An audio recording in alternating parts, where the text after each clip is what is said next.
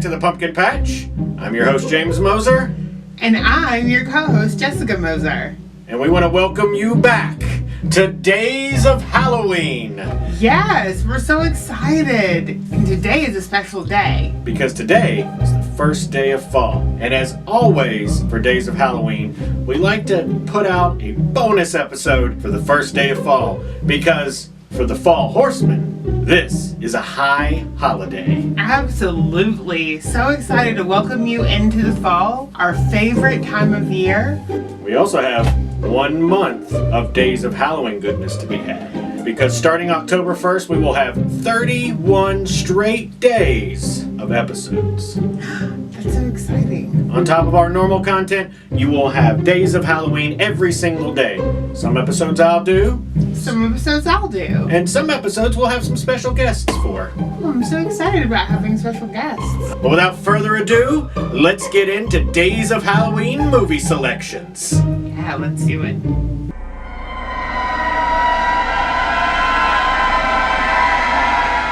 Alright, our first movie selection for the day is our Halloween classic, cult classic from 1998 that declares there's a little witch in every woman. Practical Magic, starring Nicole Kidman and Sandra Bullock at one of the peaks of her power. She's had several though. I've never seen this movie. Okay, so Practical Magic has a lot of elements going on. There's an ages-old family curse. As to be expected. It prevents the two sisters, Nicole Kidman and Sandra Bullock, from ever finding true, lasting love. Very specific. It also, their parents die when they're young. Does that have anything to do with the curse, or is this just like a Batman thing? Like, what? It kind of has to do with the curse, kind of, sort of. They're raised by their aunts. One is sweet and one is salty. So, Sabrina. No, this is Practical Magic, and the aunts and the sisters have magical abilities. But it's not Sabrina. Okay. There's also tequila poison with belladonna. I mean, okay, that's definitely not Sabrina, but... There's also murder. That's definitely not Sabrina from the 90s. True, that's true. There's also falling in love with a police officer investigating you for murder. I mean, there's a lot going on in this movie. There's also multiple possessions. Cool, why not? Sure. There's also an exorcism. Yeah, why not? Sure. There's forming a family coven. You're just making stuff up at this point. No, all of this is real. All of this really happens in this movie. I promise you. Okay, I feel like I need some kind of like Wikipedia entry to just keep up with this. There's also, Sandra Bullock's character also is married to an apple salesman for a while. Like, time out. Like, an apple salesman, like he sells apples? Yes. Or he sells Apple computers? No, he sells apples, like the fruit. Oh, so he's like a fruit salesman, not a guy that works at the Genius Bar. The last element is that is embracing the family magical powers in the face of a crisis. Cool. They tell a lot of a story in a very short amount of time. The one thing I did learn from Practical Magic was that something with salt and there's lavender for good luck and to fall in love. Where do you know that from? I mean, there's a bunch of signs for sale on Etsy with this like printed out on it, so that's where I learned everything I know about Practical Magic. Okay, very nice. Sandra Bullock and Nicole Kidman, there's a scene where they get drunk. They're actually drunk in that scene. They got drunk from bad tequila that Nicole Kidman brought to set that she did not poison with belladonna. So she says. During one of the coven scenes, the crew said that they felt and heard supernatural elements during those scenes in the movie, which is kind of cool. It's very similar to The Craft from last year. Yes. They spent $75 million on this movie and they only made 68 in theaters. Hopefully, also, all you Etsy sellers that are making these signs, maybe, kick Sandy Bullock a couple of bucks, because she probably needs it to buy better tequila. Our selection for the overlooked horror movie of the day goes to the 2017 film School Spirits. School Spirits. What a generic name. I'm here to tell you, Pumpkin Patch, about School Spirits. No, not that one. Definitely not that one. That one. That School Spirits. I'm gonna have to tell you about it because there's nothing on the internet for you to actually read about it. Trust me, there's nothing for you to read about it, okay? The website doesn't belong to them. The production website is misspelled. This movie is super low budget, so know that going into it. But let me tell you about School Spirit. You know what? That name is terrible. It's a stupid name. They should have called it like Spirited Education. Yeah, no, never mind. That one was terrible. Even though it's low budget, you can still see it on Tubi. So, Nice. alright, this movie is your typical classic story of a girl named Zoe who lived in Chicago and moved from Chicago to a small town in Missouri called North Bay. You know, just the old classic sort of story, you know. Is it? Okay, sure. I mean, it sort of is, in that, think about it, it's like a Hallmark Christmas movie. It's a girl from a big city who moves into a small town who finds the charm in the small town. Only there's no like holly jolly holidays here, because it's like she moves into a town and it's haunted. The whole town got ghosts, like a lot of ghosts. There's a lot of ghosts in this movie. And she lives in a very spooky mansion. Ooh, that sounds fun. Yeah, she's totally on Team Skeptic at the beginning of the film. This does sound like a Hallmark Christmas movie. A lot of times in Hallmark Christmas movies, they're Christmas skeptics. So. While Zoe's at the school, she is starting to work with 2 other girls in the school who are actually ghost hunters. But there is a really spooky, scary ghost who's trying to do some very bad things. And you know they're bad because they have black smoke around them. I don't understand why they went with the name School Spirits. It doesn't make any sense. Why couldn't they name the movie Final Exam? No, never mind. There's already a movie named Final Exam. Table this. I'm gonna come back to it. This movie is sort of like, kind of similar to Scooby-Doo. It's kind of similar to Nancy Drew. It definitely like targets the tween age, maybe a little bit older. But again, this movie, very low budget going into it. When you watch it, just keep that in mind. Because the last time you had a pumpkin spice latte, you might have spent more than the budget. If you bought a pillow at Joann's, you definitely spent more than the budget on this film. Alright, got it. Never mind. Horror Homework. That's the title. I don't know about that one. I think that one might already be taken. Oh. Also, interesting fact about this movie, the lead actress, Tiffany Alvord, did not actually audition for this movie, and she still got the role. Oh, wow. Yeah, she actually sent in an audition tape for another movie, and somehow the director, Alison Eckert, got her hands on it and said, "This is my lead," and she cast her. Wow. I got it. You know what? What? I know exactly what the name of this movie is. Okay. All right, check this out. It's about school. It's got ghosts, and it's got a bunch of teenagers in it, and it's modern day because this movie was made in 2017. Mm-hmm. So you know what it's going to be called? What?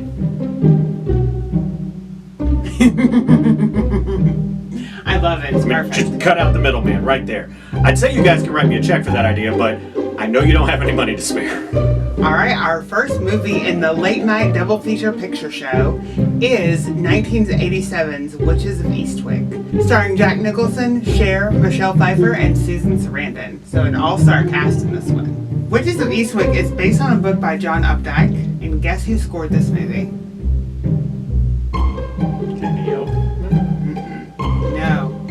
No. Oh, okay, wow. Okay, got it. John Williams. Oh, really? Yes, John Williams did the score for this movie, and he won some awards for it. You may know John Williams. He just scored a series of... Harry Potter. Gotcha. No. What's that? What is he known for? Just a little series of movies called Star Wars. So this movie's about 3 friends who are all dissatisfied with their lives currently. They've lost their husbands to the 3 Ds. Death, divorce, ditched. And these 3 women don't know they're witches. And when they form their friendship, they also end up forming a coven. It's 2 coven movies in a row. You're covening. Yes. Covening. Maybe I'm trying to tell you something. Is it that you're tired of me watching The Craft on repeat every year for as a bulk? Yes. Message received. It's not going to change anything, you guys. Never promised that. Just said I received it. A mystery man rides into town. His name's Daryl. He's played by Jack Nicholson. So Daryl rides into town, buys the town mansion. Immediately, things get a little, maybe a lot, sexy. He seduces all 3 women. I won't spoil the rest of the movie for you, other than to say that this movie gets more than a little sexy for sure. Would you say that this movie gets more than a little horny? Maybe there's a 4th D. Ooh. And it's the devil. It's the devil. Ooh. You have to watch this movie and find out. Jack Nicholson won several awards for his performance in this movie. The only reason why he auditioned for this movie is because he was dating Angelica Houston at the time. Morticia Adams for life. And so he was dating her at the time, and she auditioned for the role that ended up going to Cher, so he went into audition. We could have had Angelica Houston! Angelica Houston said she blew the audition. And then Jack Nicholson did not, so he got the part, and they did not end up getting to work together. But we could have had Angelica Houston in this movie, and that makes my heart hurt just a little bit. And our second selection for the late night double feature picture show goes to the 2020 Invisible Man, directed by Lee Whannell and starring Elizabeth Moss.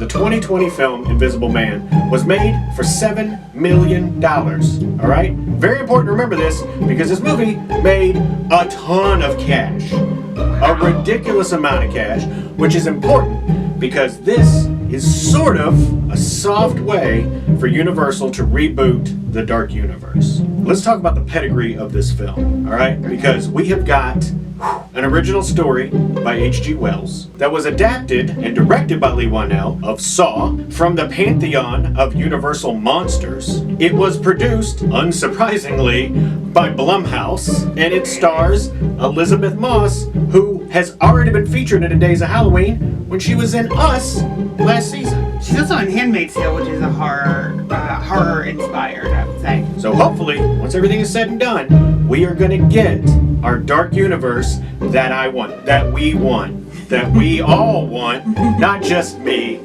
Sign my change.org petition to start the Dark Universe. Please, thank you. Also, while you're there, subscribe. The film revolves around Cecilia and her dealings with her partner Adrian, who gaslights and domestically abuses her. He's a tech genius who deals with optics, optical technologies. Not only is he an expert in optics, he's also an expert in trying to control her life. Cecilia has finally built up enough to actually just get away from this guy. So she's enlisted the help of her sister and a good friend, played by Aldous Hodge from Leverage, to help her escape from this sprawling mansion that he owns. 2 weeks later, that's when the horror starts, because her partner Adrian has suddenly committed suicide and died. Needless to say, after this happens and the horror story actually begins, Cecilia realizes he said that wherever I went, he would find me, walk right up to me, and I wouldn't be able to see him. This film is expertly crafted with a lot of tension, a lot of anxiety, and on top of that, the performance by Elizabeth Moss is fantastic because she has to act opposite no one.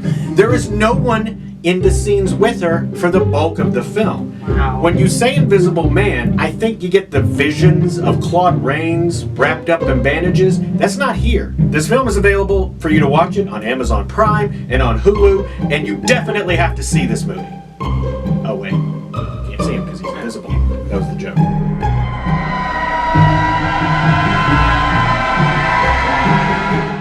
Our selection for the haunted house of the day is... We're not doing haunted houses this year. Oh. Not that we don't love haunted houses, but this year we're doing Halloween and Other Media.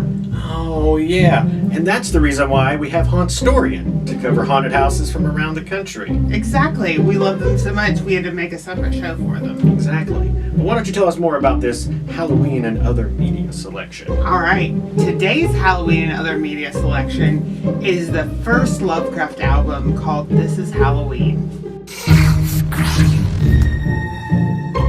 Lovecraft is... Oh, yes. The mood of this album is Halloween. Halloween is the only appropriate way to talk about it. Honestly, James discovered this album and then introduced me to Lovecraft right before their second album came out. We'll talk about that later. I stumbled into Lovecraft and I never looked back. So Lovecraft was founded by three people who are powerhouses in the music industry that you probably haven't heard of before, but it doesn't mean that they're not important. The first one is Evan Kidd K-I-D-D Bogart. He worked on Halo, which is a Beyonce song, and SOS by Rihanna. The second founder is Amanda Warner, and she has worked with Mark Ronson. She's also worked with a lot of other electropop artists. Awesome. I did not know electropop was a thing. Oh, electropop is definitely a thing. The third founder of Lovecraft is Peter Wade, who goes by Norman Grates, which I thought was funny. He's won some Grammys, so he's also legit. They've also worked with Britney, J-Lo, Charlie XCX, who also loves Halloween. Shout out to her. And Jason Derulo. There's definitely a couple of bangers on this. Just put Skeleton Sam and take it to the graveyard on repeat. That's what I do. Oh. Honestly, I think that you'll really enjoy this album if you love Halloween and you love Halloween like mood music. Play this album. I think you'll feel it.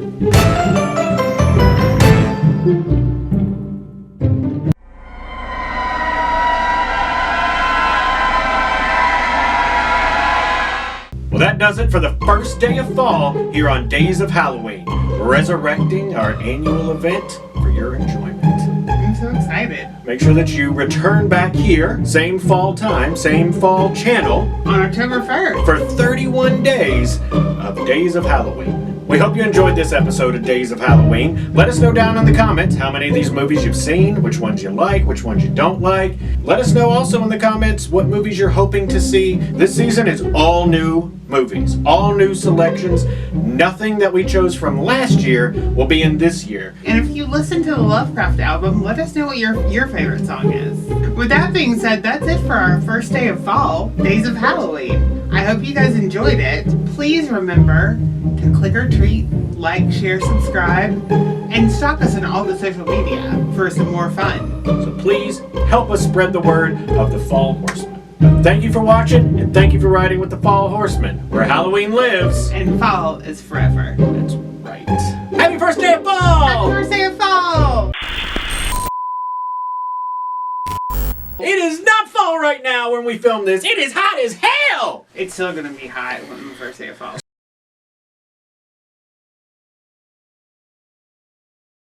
Why did you start laughing? You made me laugh. Mics are hot. Mics are hot. I don't know why I keep saying that today. She keeps saying it. She did the research. Second out. Sorry, never mind. Cut that. Keep it in, James. Keep it in. Well then, cut that part, James. You don't know. I did the research. She's gonna wake up in the middle of the night. Mics are hot! Little Easter egg for those. Just for us. And she starts working with a couple of new kids. She's the new kid. She's the new kid. She's from Chicago. But Hate to see it happen. I mean, if you don't know, you don't know. You sounded like Nick from New Girl there. What are you doing? Nothing. Some hot takes. Just cool spirits. Starring Jack Nicholson. Cher. I haven't done the research. I don't know, maybe Practical Magic like knew the future. Okay, so it's the first time I've said that this year. I tripped over it a little bit there. James, insert this later. James listened to her. That's correct. Okay, yes, yes. okay, I got you. Yeah, there's no Genius Bar in 1998. Is there? I don't know. Sandra Bullock at one of fall goodness to be had. Magically delicious. Magically knowing the future. To the Halloween. Mics are hot. Mics are hot. Gotta clear it. Gotta get out. Ah! Let's make some movies magic. Okay, All right. let's do it. That's all. Oh, is that it? Oh, okay. I like them apples. Let me tell you. So, how far down could you see? Did the same thing I did. Yeah. The damn thing keeps falling. Sign my. What is those things? What are those? She's also in what's that show with the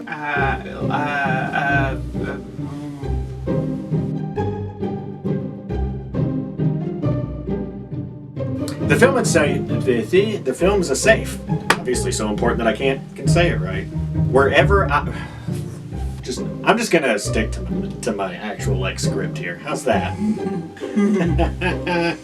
The joke is only new to me. Oh, I got it written down right here. You know what? We are still hot, right? we're still hot. Still hot. Mics are still hot. I'm still hot. It's hot in here. We just gonna put a video on this part right here.